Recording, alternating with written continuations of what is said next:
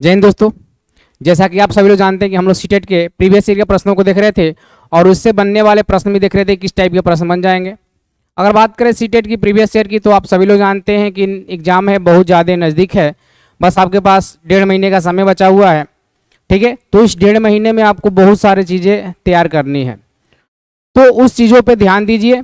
सबसे ज़्यादा ध्यान आपको ये देना है कि जितने प्रैक्टिस सेट हो सकते हैं आप उतना प्रैक्टिस सेट सॉल्व कीजिए, जहाँ से भी हो सकते हैं।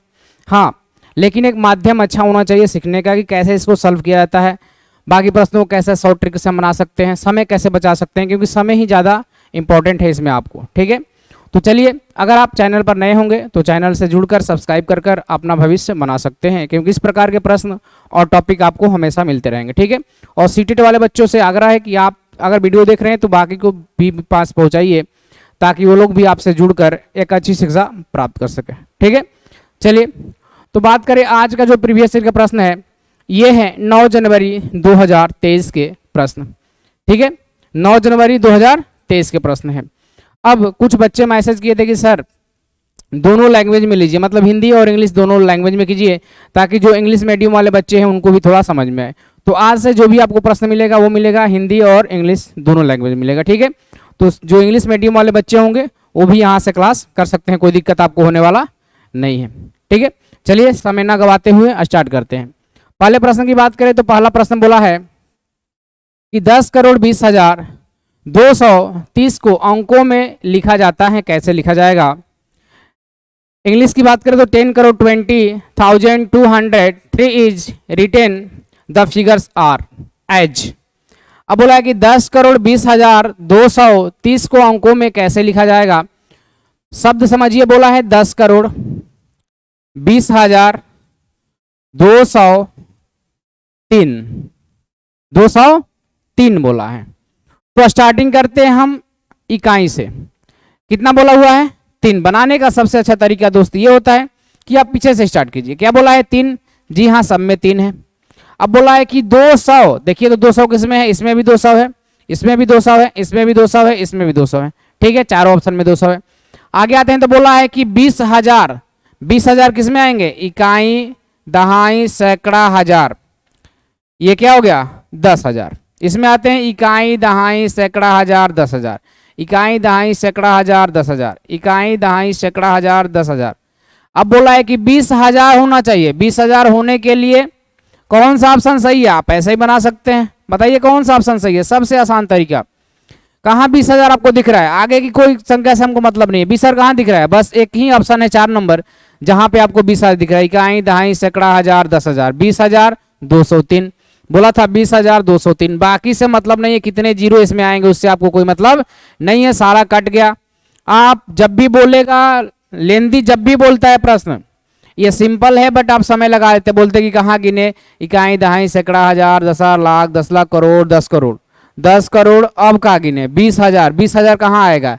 ऐसे बच्चे फंस जाते हैं। तो उससे बचने के लिए आप स्टार्टिंग कीजिए कहाँ से? पीछे से। बोला था 3, सब में 3 है। 200, 200 सब में दिख रहा है। देखिए यहाँ भी 200 दिख रहा है, यहाँ भी 200 दिख रहा है, यहाँ भी 200 दिख रहा है, यहाँ भी 200 दिख रहा है। ठीक है, अब बोला है कि 20,000, तो 20,000 सिर्फ इसमें ही दिख रहा है, बाकी ऑप्शन क्या हो गए? कट गए। तो इस प्रकार से आप भी समय बचा सकते हैं और इकाई, दहाई, सैकड़ा, हजार, 10,000 गिनने से बच सकते हैं। चलिए अगला प्रश्न बोला है निम्न में से कौन सी भिन्न 4/5 से छोटी और 1/2 से बड़ी है। किससे छोटा होना चाहिए? 4/5 से छोटा होना चाहिए। ठीक है, और इससे क्या होनी चाहिए? 1/2 से क्या होनी चाहिए? बड़ी होनी चाहिए। वो भिन्न क्या है? ठीक है, यहां रिक्त स्थान में कौन सी भिन्न आएगी, आपसे ये पूछा है। ठीक, तो चलिए इस प्रकार के प्रश्न आप कैसे बनाएंगे। बहुत सारे बच्चे ये करेंगे कि इसका डेसिमल ले लेंगे, डेसिमल लेने के बाद इस सबका डेसिमल निकालेंगे, बट हम उतना नहीं करेंगे, क्योंकि बार बार बताते हैं कि समय हमको बचाना है। ठीक है, समय क्या करना? हमको समय बचाना है, प्रश्न हमको करना भी है और समय भी बचाना है, ताकि हम अन्य सब्जेक्ट पर समय दे सकें। ठीक है, चलिए बोला है कि विच of the flowing fraction is less than 4/5 and greater than 1/2। ठीक है, निकालते हैं। अगर बात करें इन दोनों की तो संख्या क्या क्या दिया है? बोला है कि 4/5 और 1/2। अब इन दोनों के बीच बोला है तो आप इन दोनों का एलसीएम लीजिए। एलसीएम कितना होगा? 10। जितना एलसीएम आता है उस एलसीएम से आप सब में गुणा कर दीजिए। इसमें भी 10 से गुणा करेंगे, इसमें भी 10 से गुणा करेंगे।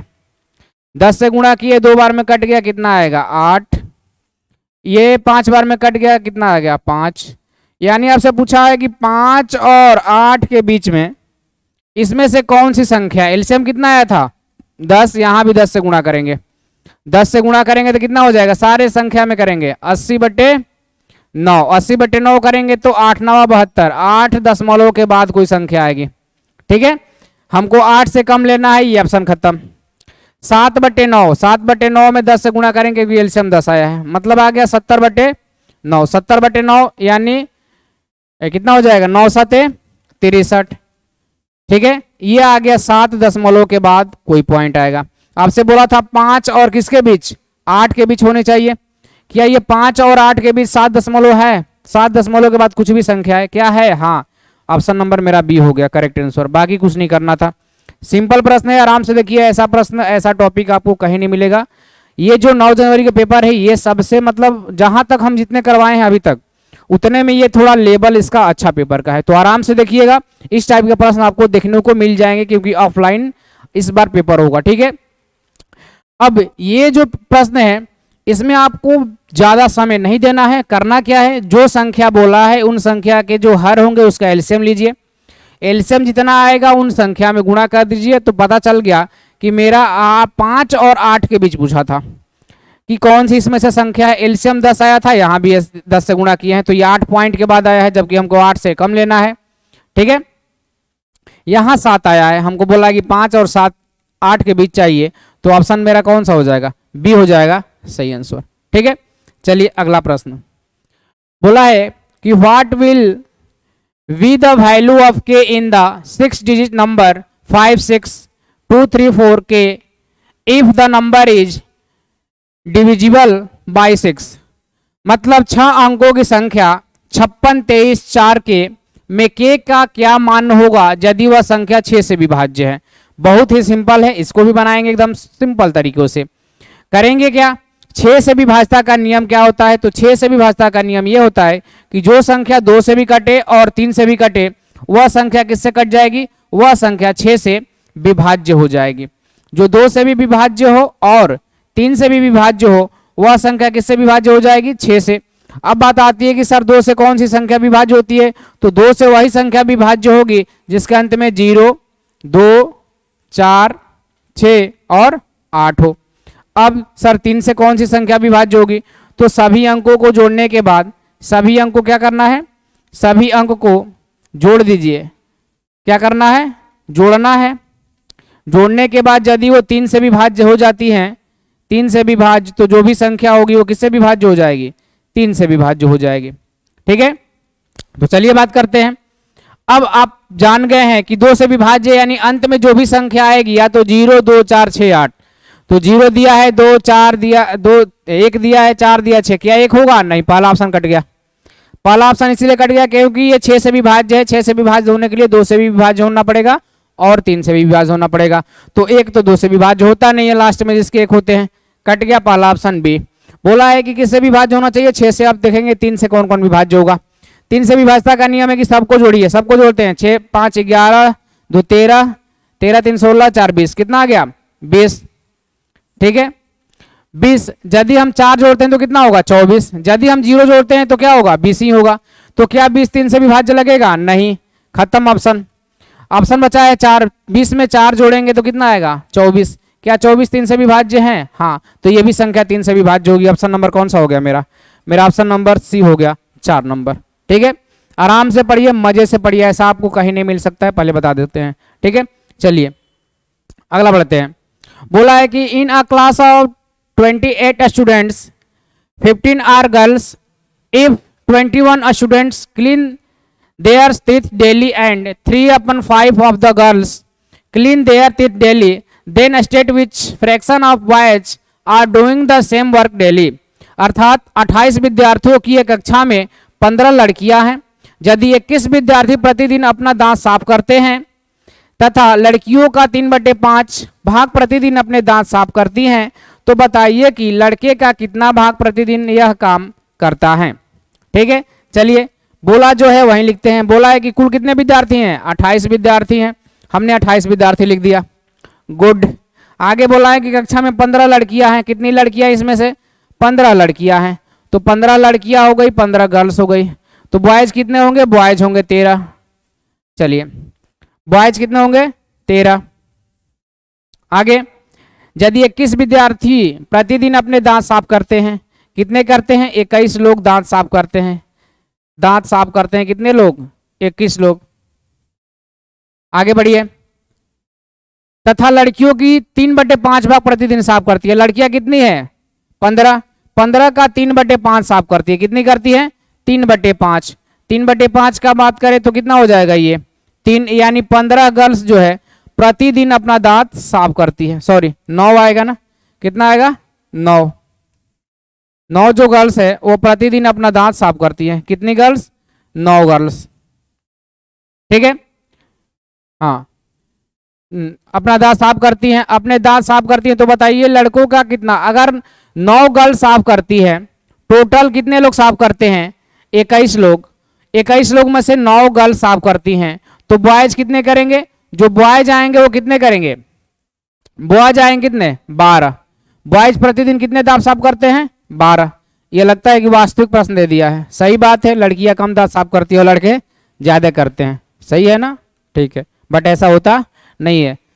लड़कियां ज्यादा दांत साफ करती है, लड़के हमको देखते हैं उठ के चल देते हैं, मुंह भी साफ धोते नहीं होंगे। चलिए तो हो गया कितना?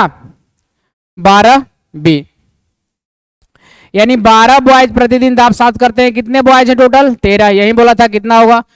तो साफ करने का जो अनुपात होगा वो होगा 12/13। 12/13 जो भी ऑप्शन होगा वो हो जाएगा सही। 12/13 यानी ऑप्शन नंबर 4 जो है वो क्या हो जाएगा? मेरा सही आंसर हो जाएगा। ठीक है, चलिए आप लोग प्रतिदिन दांत साफ कीजिएगा। बोला which of the following statement are true? इनमें से कौन सा कथन सत्य है? पहला ऑप्शन दिया every numbers is always more than its additive inverse. दूसरा है sum of any two integers in always more than each of the integers. तीसरा है सक्सेसर ऑफ -2 इज -1। चौथा है product of a number and its additive inverse is always negative. पहला option दिया है 1 and 3, दूसरा दिया है 2 and 4, तीसरा दिया है 1 and 2, चौथा दिया है 3 and 4। अर्थात कहने का मतलब है निम्न में से कौन सा कथन सही है? पहला ऑप्शन दिया प्रत्येक संख्या अपने योज्य प्रतिलोम से सदैव बड़ी होती है। बात आ गया किसका? योज्य प्रतिलोम का। चलिए आगे बढ़ते हैं। किन्हीं भी दो पूर्णांकों का योग उन पूर्णांकों में से प्रत्येक से बड़ा होता है। पूर्णांक आ गए, इसको भी देखना पड़ेगा। आगे है -2 का परवर्ती -1 है, परवर्ती भी आ गया, इसको भी देखना पड़ेगा। एक संख्या और उसके योज्य प्रतिलोम का गुणनफल सदैव ऋणात्मक होता है। ये सारी चीजें आपको इसमें देखना पड़ेगा, तभी आप बना सकते हैं। हम तो इसको सॉल्व कर देंगे, बट आपको कोई भी चीजें समझ में नहीं आएगी। तो सबसे पहले करते क्या है, पहले समझते हैं कि योज्य प्रतिलोम क्या होता है। योज्य प्रतिलोम का मतलब होता है कि दो संख्या को जोड़ने पर, कितनी संख्या? दो संख्या का जो योग है, दो संख्या का योग हमेशा कितना आना चाहिए? 0 आना चाहिए। कितना आना चाहिए? 0 आना चाहिए। तो बोला है कि प्रत्येक संख्या अपने योज्य प्रतिलोम से सदैव बड़ी होती है। अब देखते हैं यदि हम योज्य प्रतिलोम ले -2 ले तो इसका योज्य प्रतिलोम क्या होगा? +2, तभी तो क्या आएगा? 0 आएगा। तो बोलिए कि प्रत्येक संख्या अपने योज्य प्रतिलोम से बड़ी होती है। प्रत्येक जो संख्या है, ये मेरी संख्या हो गई, ये मेरी संख्या हो गई। क्या इससे ये बड़ी है? योज्य प्रतिलोम इसका क्या होगा? 2 होगा। क्या इससे ये बड़ी है? नहीं है। तो ये जो ऑप्शन है क्या हो गया? गलत हो गया। किन्हीं भी दो पूर्णांकों का योग उन पूर्णांकों में से प्रत्येक से बड़ा होता है। किन्हीं भी दो पूर्णांक माइनस में भी होता है। तो यदि बोले -1 -2 प्लस -1, ये कितना होगा? -3। इसमें क्या बोला था? किन्हीं भी दो पूर्णांक का योग उन पूर्णांकों में से प्रत्येक से बड़ा होता है। क्या ये प्रत्येक से बड़ा है? जी नहीं, ये प्रत्येक से क्या है? छोटा है। तो ऑप्शन नंबर 2 भी क्या हो गया? गलत हो गया। बोला कि -2 का परवर्ती -1 होता है। परवर्ती का मतलब होता है कि जो भी संख्या दिया गया उससे एक बड़ा होना चाहिए, उससे क्या होना चाहिए, बड़ा। तो -1 से +1 एक बड़ा है, जी हाँ ये सही है, सही है। अगला है एक संख्या और उसके योज्य प्रतिलोम का गुणनफल सदैव ऋणात्मक होता है। क्या क्या बोला है, एक संख्या ले लिए और उसका योज्य प्रतिलोम -2 गुणे 2 कितना आएगा, -4, जी हाँ ये भी सही है। कोई भी एक संख्या लेंगे उसके योज्य प्रतिलोम से गुणा करेंगे तो माइनस क्या आएगा, उसका सदैव ऋणात्मक आएगा। क्या होगा, यानी 3 और 4, 3 और 4 किसमें, ऑप्शन नंबर 4, ऑप्शन नंबर 4, ठीक है। यही आपसे बोला था, थोड़ा दिमाग लगाना है, थोड़ी सी चीजें आपको जाननी थी। क्या जानना था, योज्य प्रतिलोम। योज्य प्रतिलोम का मतलब होता है दो संख्या को जोड़ने पर हमेशा कितना आना चाहिए, 0 आना चाहिए। जैसे -1 + 2 जोड़े हैं तो कितना आ जाएगा, 0। कोई भी संख्या ले सकते हैं, अनंत संख्या है आपके पास, नंबर उपस्थित है, ठीक है। अगला बोला किन्हीं भी दो पूर्णांकों का योग उन पूर्णांकों में से प्रत्येक से बड़ा होता है, जी नहीं ऐसा नहीं होता है। पूर्णांक -2 भी है और पूर्णांक -1 भी है, दोनों को जोड़ेंगे तो -3 आएगा। क्या है ये -3 इन दोनों से बड़ा है, जी नहीं इन दोनों से छोटा है। ये गलत क्या हो गया, कथन गलत हो गया। -2 का प्रवर्ती का मतलब होता है क्या, अपने से एक बड़ा होना चाहिए। प्रवर्ती का मतलब क्या होता है, अपने से एक बड़ा होना चाहिए। और पूर्ववर्ती का मतलब होता है अपने से एक छोटा होना चाहिए। तो प्रवर्ती बोला था तो अपने से एक बड़ा है, जी हाँ बड़ा है, -2 से -1 बड़ा है, ठीक है। और एक संख्या और उसके ये जो प्रतिलोम का गुणनफल लिखें तो कितना आएगा, -4, यानी हमेशा ऋणात्मक आएगा। क्लियर है, चलिए आगे बढ़ते हैं। बोला है कि a shopkeeper bought 138 boxes of apple each containing 24 apples, he could sell only 117 सही 3/4 boxes of apples on the first day. How many apples in are left with him? मतलब एक दुकानदार ने सेवों के 138 डिब्बे, जिनमें से प्रत्येक में 24 सेव हैं। कितने डिब्बे हैं, 138 बॉक्स हैं और प्रत्येक में कितने हैं, 24 हैं। आगे बढ़िए। खरीदे पहले दिन वह सेवों के केवल इतने डिब्बे ही बेच पाए, 117 सही 3/4 डिब्बे ही बेच पाए। उसके पास कुल कितने सेव शेष बचे हुए हैं, मतलब कितना उसके पास बचा हुआ है। तो सबसे पहले तो हम निकाल लेते हैं सेव है कितने, तो एप्पल्स की संख्या निकाल लेते हैं। किसकी संख्या, एप्पल्स की संख्या निकाल लेते हैं। एप्पल्स कितने थे टोटल, तो हो जाएंगे 138 बॉक्स था और प्रत्येक बॉक्स में कितने सेव हैं, 24 सेव हैं। यदि टोटल निकालेंगे तो कितना आएगा, निकाल लीजिए आप लोग, टोटल कितना आएगा एक बार चेक कर लीजिए कितना आएगा। गुणा करना पड़ेगा, गुणा कर लीजिए, कोई दिक्कत नहीं है। गुणा कीजिए आप लोग, कितना आ रहा है, और लास्ट में कितना आएगा, गुणा करेंगे, गुणा कर दे। 138 में किससे करना है, 24 से। ये 8 चौका 32, ठीक है, 2 8 चौके 32, 2 3 हासिल 3 बचेगा, 4 3 12 3 15 4 1 5 और ये हो जाएगा 6 7 और 2 2 1 7 5 12 13 3 3312 कितना आ रहा है, 3312 टोटल सेव थे। अब बोला है कि इसका कितना खर्चा हुआ एक दिन में, इसका जो है कितना खर्चा हुआ है, 117 सही 3/4। तो इसका 17 सही 3/4 निकाल लीजिए।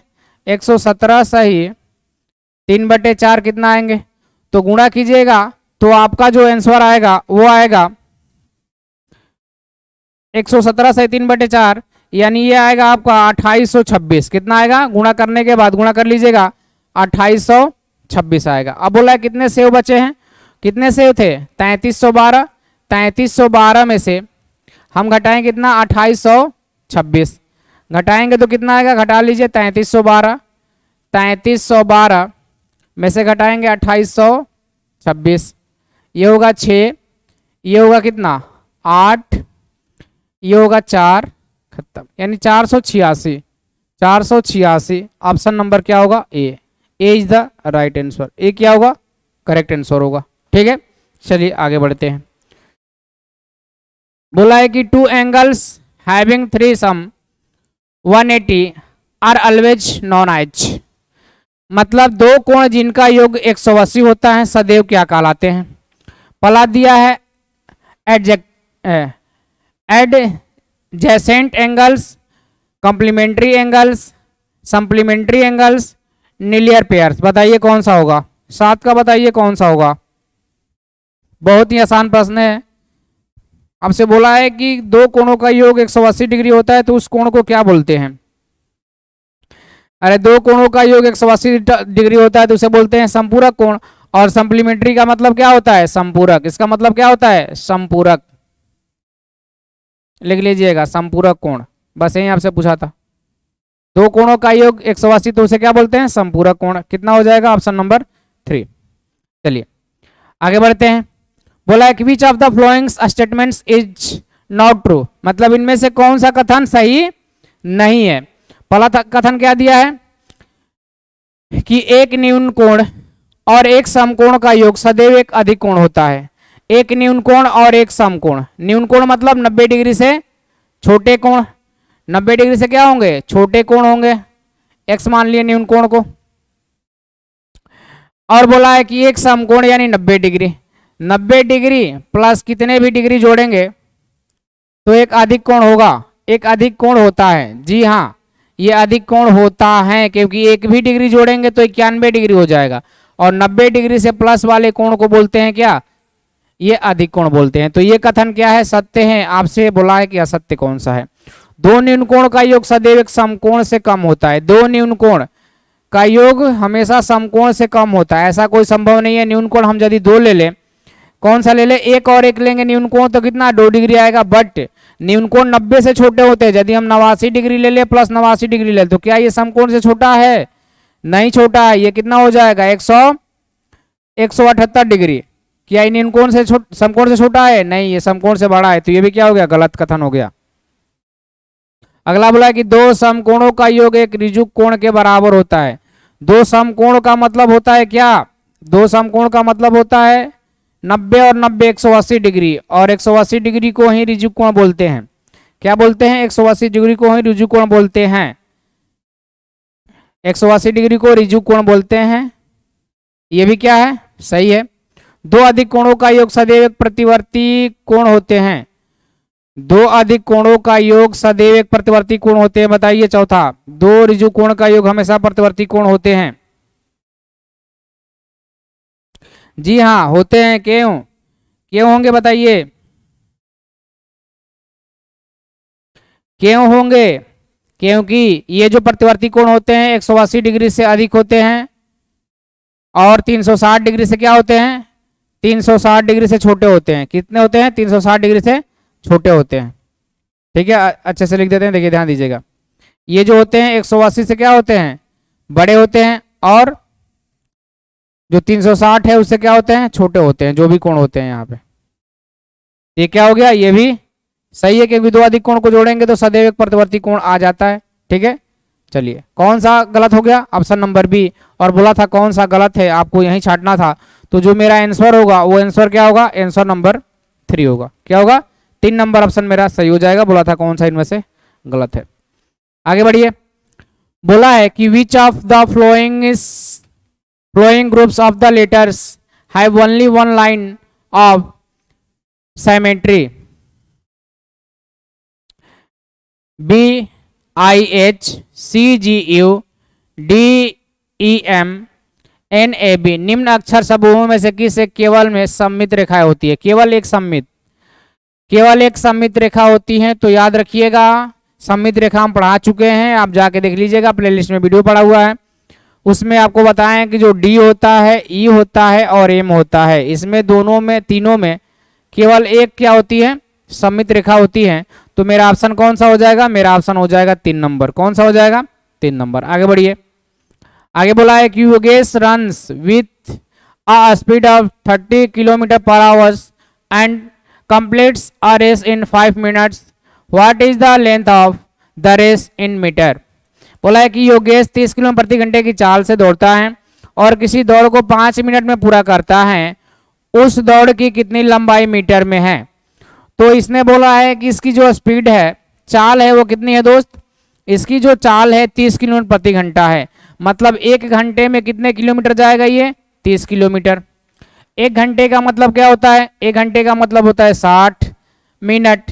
यानी 60 मिनट में ये कितना किलोमीटर जाएगा? 30 किलोमीटर। यदि हम बोले कि 1 मिनट में कितना किलोमीटर जाएगा ये बेचारा, तो 1 मिनट में कितना जाएगा? 30/60 जाएगा। 30/60 किलोमीटर। हमको जाना कितने किलोमीटर है, हमको जाना कितने मिनट में है, कितने मिनट में पहुंच जाता है, ये 5 मिनट में। तो 5 मिनट में बेचारा कितना दूरी तय करेगा, यही निकालना आपको। तो आया है 30/60 गुणे 5, ये कितने बार में, 2 बार में, यानी मान आ गया 5/2 किलोमीटर। सही है, 5/2 किलोमीटर से हमको सेंटीमीटर में बनाना है, तो सेंटीमीटर में बनाएंगे तो क्या होगा, सेंटीमीटर में बनाएंगे तो 5/2 गुणा किससे करेंगे, 1000 से। ये कितने बार में जाएंगे, 500 बार में। 5×5 यानी 2500 मीटर जो है वहीं क्या हो जाएगा आपका, करेक्ट आंसर हो जाएगा 2500 मीटर, यानी ऑप्शन नंबर 2 जो है वो क्या हो जाएगा, सही आंसर हो जाएगा। ठीक है, चलिए आगे बढ़ते हैं। अगला है Salu reached her sister's house on 18 January 2020 in the morning and left her house on 2nd April 2020 at night. For how many days did she stay there? अर्थात सालू प्रातः 18 जनवरी कितना, 18 जनवरी 2020 को अपनी बहन के घर पहुंची और 2 अप्रैल 2020 की रात वह वापस चली पड़ी। कहाँ चली पड़ी, वापस। वह कितने दिन ठहरी थी, चलिए निकाल लेते हैं, कोई दिक्कत नहीं है, निकालिए। आते हैं प्रश्न की ओर, चलिए। कब चली थी, 18 जनवरी। अब जनवरी की बात करें तो जनवरी में टोटल होते हैं 31 दिन, 18 से चल दी है, यानी जनवरी में कुल कितने दिन बचे हुए हैं, 14 दिन। 14 दिन जनवरी में बचे हुए हैं। जनवरी के बाद फरवरी आएगा, फरवरी में कितने दिन होंगे, फरवरी में 2 ही होते हैं, या तो 28 दिन के होते हैं या तो 29 दिन के होते हैं। 28 दिन साधारण वर्ष में होते हैं और 29 दिन लीप वर्ष में होते हैं। तो जो 2020 है ये कौन सा वर्ष है, ये लीप वर्ष है, क्योंकि लीप वर्ष वो होते हैं जिसमें 4 से भाग लग जाता है। तो 2020 जो है ये क्या है, लीप वर्ष है, इसीलिए जो फरवरी होगा वो कितने दिनों का होगा, 29 दिनों का होगा। ठीक है, आगे फरवरी के बाद मार्च कितने दिनों का होगा, मार्च जो है ये कितने दिनों के होंगे, 31 दिनों के होंगे। ठीक है, ये कितने दिनों के होंगे, 31 दिनों के। अप्रैल में कितने दिन गई हैं, 2 दिन। अप्रैल में कितना दिन, 2 दिन। सबको जोड़ेंगे, 2 1 3, 3 और 9 12 4 16, 16 यानी 6, कैरिंग 1 बचेगा, 1 और 3 4, 4 2 6, 6 1 7, यानी कितना दिन ठहरी थी, 76 दिन ठहरी थी। यही आपसे बोला था, ऑप्शन नंबर 3 जो है वो क्या हो जाएगा, करेक्ट आंसर हो जाएगा। ऑप्शन नंबर 3 क्या है, करेक्ट आंसर। आराम से पढ़िए और मजा आएगा, कोई दिक्कत नहीं होने वाला है, कोई टेंशन मत लीजिए। प्रत्येक दिन आपको एक सेट मिल जाएगा और सेट में देख ही रहे कितने आराम शब्दों से आपको बताया जा रहा है, कैसे इसको सॉल्व करेंगे, छोटे छोटे आसान शब्दों में आपको बताया जा रहा है। ठीक है, तो जुड़े रहिए, आराम से करिए, कोई दिक्कत नहीं होना है, एकदम आराम से एग्जाम पास हो जाएंगे आप लोग। पास के अच्छे मार्क्स भी आएंगे। अगर 15 मार्क्स का ये जो मैथ, तो 15 मार्क्स में कम से कम भी लाएंगे तो आप 14 मार्क्स से कम नहीं ला सकते हैं। और यदि रेगुलर क्लास मेरा देखते हैं तो 15 में से 15 मेरा वादा है कि आप 15 में से 15 मार्क्स अवश्य लाएंगे मैथ में। किसमें, मैथ्स में। ठीक है, तो जुड़े रहिए और मजे लीजिए, आराम से पढ़िए, कोई दिक्कत नहीं होने वाला है।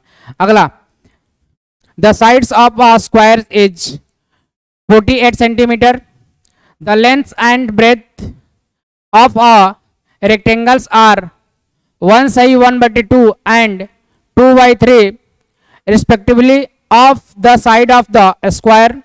The difference in their parameters in centimeter is। अर्थात एक वर्ग की भुजा 48 सेंटीमीटर है।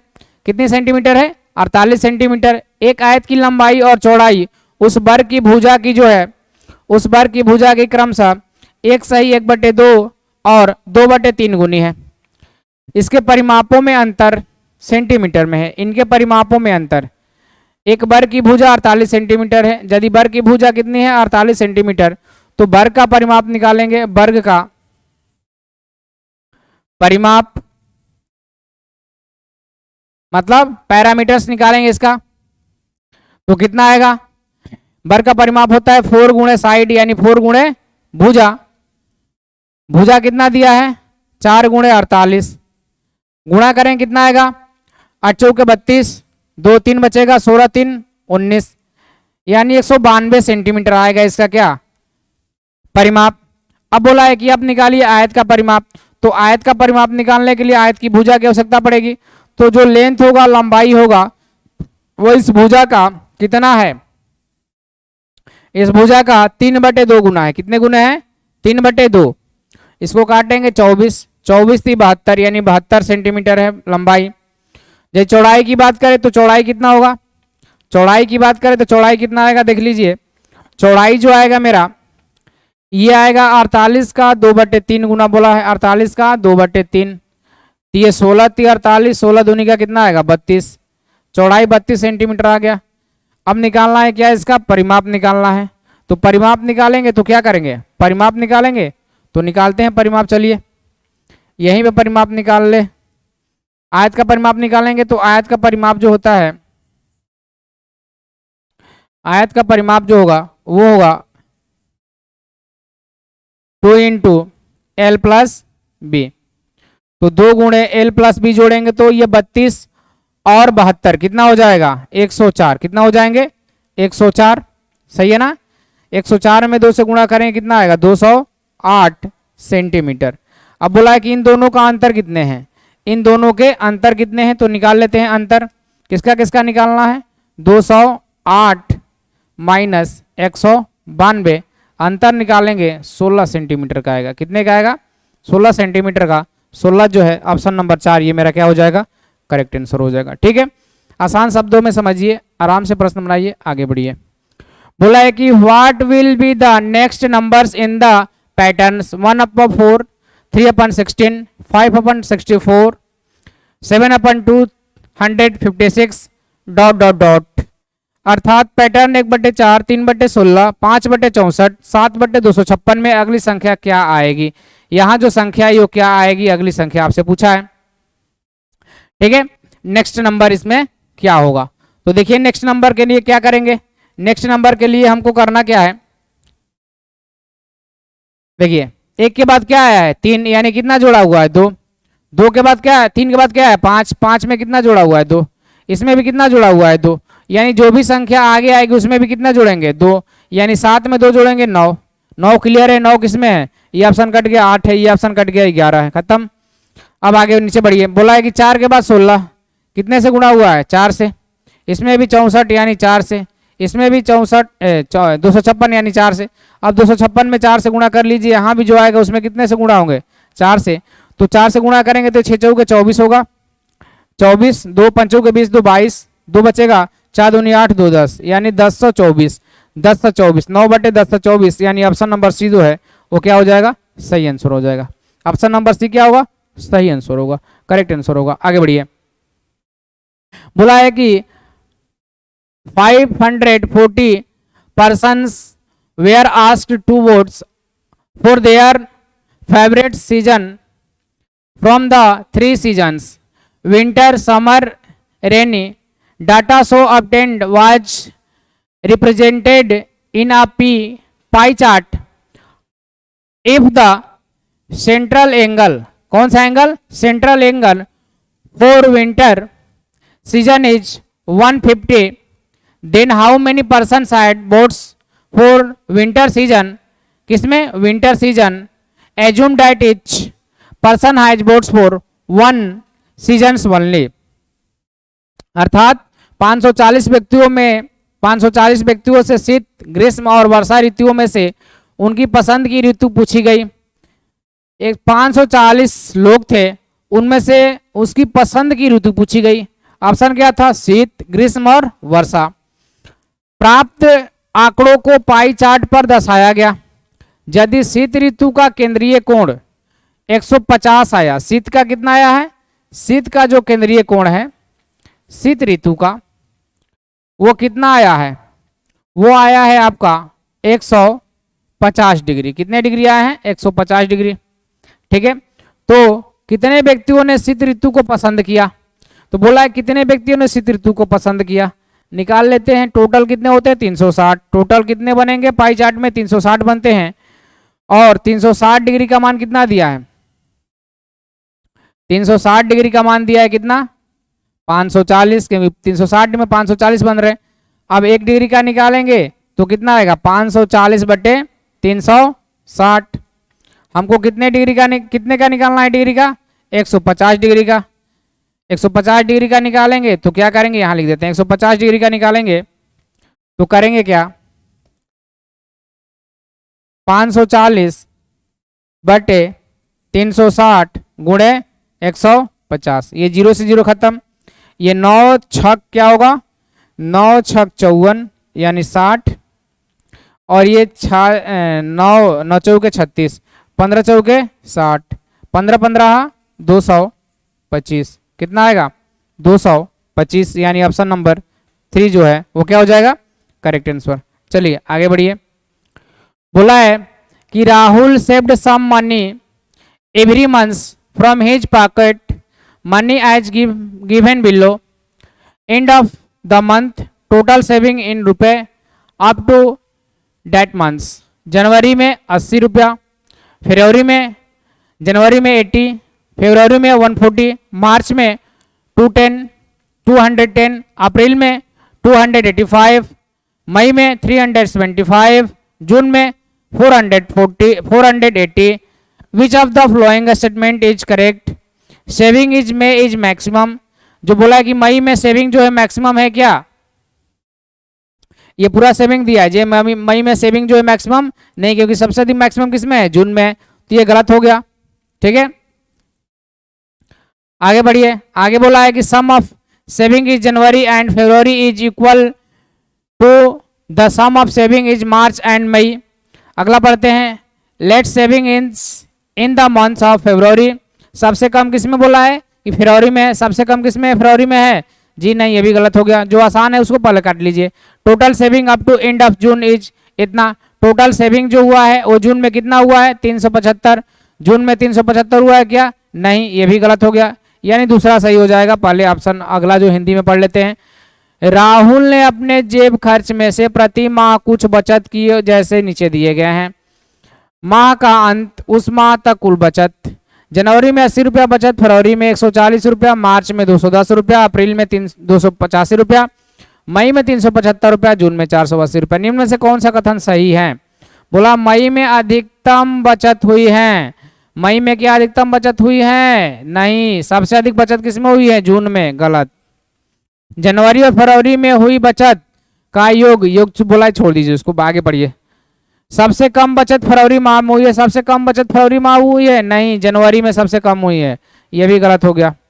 जून माह के अंत तक की कुल बचत कितनी है, जून माह के अंत तक की कुल बचत कितनी है, 480, इसमें बोला है 375, गलत, यानी सही कौन होगा, 2 नंबर। अब सही कैसा होगा, जनवरी और फरवरी माह में हुई बचत, जनवरी और फरवरी में कितना हो जाएगी, 8 4 12 220, सही है। बचत का योग, मार्च तथा मई में हुई बचत के योग, मार्च और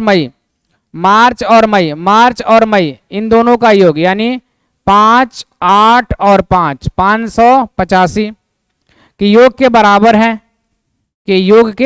है, कैसे बोला, जनवरी और फरवरी में हुई बचत, जनवरी और फरवरी में हुई बचत, सही है, 220। जनवरी और फरवरी में हुई बचत का योग, मार्च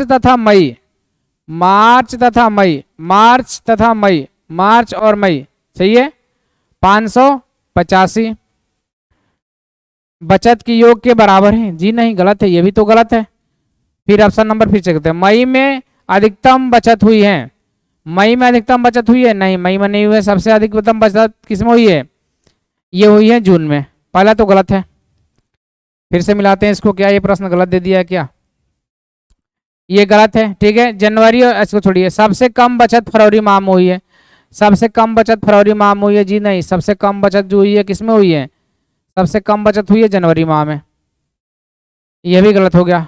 जून माह के अंत तक की कुल बचत 375 है, जून माह के अंत तक की कुल बचत 480 रुपया है, यह भी गलत है। और जनवरी और फरवरी माह में हुई बचत का योग, जनवरी और फरवरी माह में हुई, जनवरी फरवरी, ये भी गलत है, तथा मई में हुई बचत, अच्छा ये गलत लग रहा है, ठीक है, इसको छोड़ दीजिए। बस इतने ही प्रश्न थे 15, ठीक है। चलिए आज के लिए इतना ही, इसको एक बार देख लेंगे, अगर इसको बुक में क्या था प्रश्न, कैसे या टाइप हो गया गलत, देख के बता देंगे आपको, ठीक है। कमेंट करके बताइएगा आपको इस सेशन कैसा लगा, ठीक है। चलते हैं, मिलेंगे अगले सेशन में, तब तक के लिए जय हिंद, जय भारत।